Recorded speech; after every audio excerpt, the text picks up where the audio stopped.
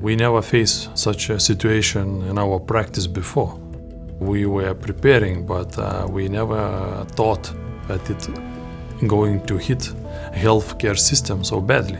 From professional point of view, so we have our Gainesville community, but we were getting referrals from up to Georgia and south of Florida as well. The care of patients with COVID in our hospital is complex. There's several layers from the beginning. So some patients arrive to the emergency room and they need to be ruled out for COVID. If they're very sick, they will move to the medical ICU where we take care of the patients. Because we didn't know, and we still are not quite sure of what best therapies are, we were very aggressive doing the things that we know work. We were using medicine to sedate them and even paralyze them so we can take control of their breathing and manage their lungs in the best way. We have to use full PPE protection, which means all the way from hats, goggles protecting our eyes, gowns covering all our body, gloves, boots. It's a process. It takes us around 5 to 7 minutes to get completely gone and completely ready to go in. And that is for every single person who goes into the room. So it's very elaborate and very demanding on the team just to take care of COVID patients. As a manager, this is probably one of the most difficult times to be a manager because you have to maintain staff morale and competence and safety, and also deal with the high risk of burnout. In the critical care area, nurses are actually having a lot of emotional distress because patients are dying without any loved ones at their bedside. I'm not so much worried about the competence of the nurse as a manager. The nurses are well trained, they know their job. We actually did a lot of mock trials with our sim mannequins. We developed a really great process for them. They react in a very teamwork driven environment, and there's no fear in caring for the patients now. It's the emotional side now. We just have to continue to work on how do we fix the emotional side of the healthcare that really kind of could actually stress the staff.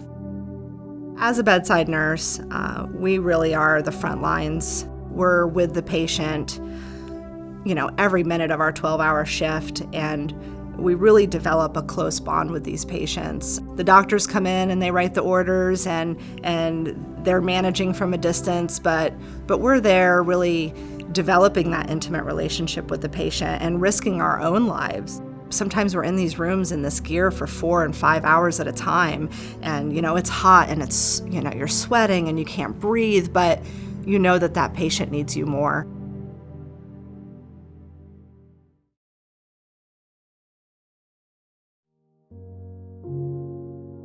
My name is Luke and I am Mallory Byangdan's son. Years before, we used to work in the same hospital with my mom, my brother, and me. Learning that my family got infected by the virus brought so many emotions. To receive a message from my mom that her oxygen wasn't getting any better. It was the scariest moment of my life. When the nurses called report from Georgia, and you could hear the stress and the tears, and they just said, "She's one of us. She's one of our own. Please, please save her." She was really sick, as sick as you can be. We were basically the first team in the medical ICU that responded to her. And initially, she actually did well. For the first 3 to 5 days, she actually continued to improve. We were able to start backing up on some of the aggressive therapies. But after that, she took a turn for worse. She was not responsive to the therapies that we did initially, so the proning or with the paralytics. So at that point, her best chance was probably to move towards ECMO. ECMO is an artificial lung. It's an extracorporeal membrane oxygenator that we get the patient's blood. That blood goes to the membrane, gets oxygenated, and does the job that the lung's supposed to do. And then we pump that blood back to the patient. Whenever our team is called for an ECMO evaluation or ECMO consult, we know that that's the last resource. At that point, it's kind of a waiting game. We're able to oxygenate the patient's blood and the numbers look better, but the patient continues to be extremely sick. In her case, she was on ECMO for around a little bit more than 2 weeks until we were able to start seeing that improvement. As she recovered in the intensive care unit, Sean's hospital, especially the family of medical ICU, has given my mom this walk of honor.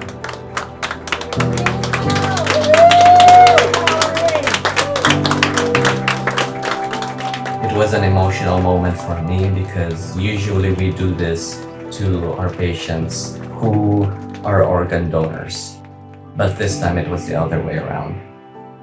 That very moment, she is an example of hope. She's an inspiration to these healthcare workers that there is hope in every care in the work that they do. Extremely proud of what goes on in medical ICU and the whole organization. To see somebody can actually survive this in a great manner was very enriching to our team. And now Mallory is home, and hopefully she continues to do very well, but it's a case that none of us will ever forget. As we look to the future, we are very concerned about re-rise of the pandemics, and we're actually seeing it across the country now where some states are already maxing out. The key for us in healthcare is we need to lead our example at home. We need to wear our masks. We need to continue the social distance. We have to eliminate some of those biases that are out there that, this is not real in those kind of situations. And sometimes you just have to give the stories that you go through. It's very real, and so it's just nothing to take lightly. I would just encourage all of my fellow nurses to hang in there. I would really encourage you to connect with the patient, because although that's going to be a little bit more emotionally draining, it gives you a sense of closure once you're able to help a situation. Each person brings leadership into this role. Nurse, physician, resident, fellow, they all play a significant role in this.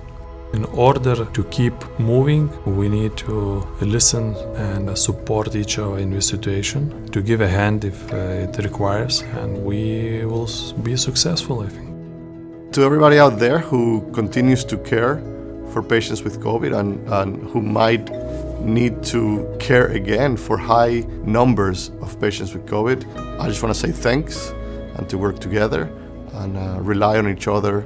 As we went through this once, we can go through this again.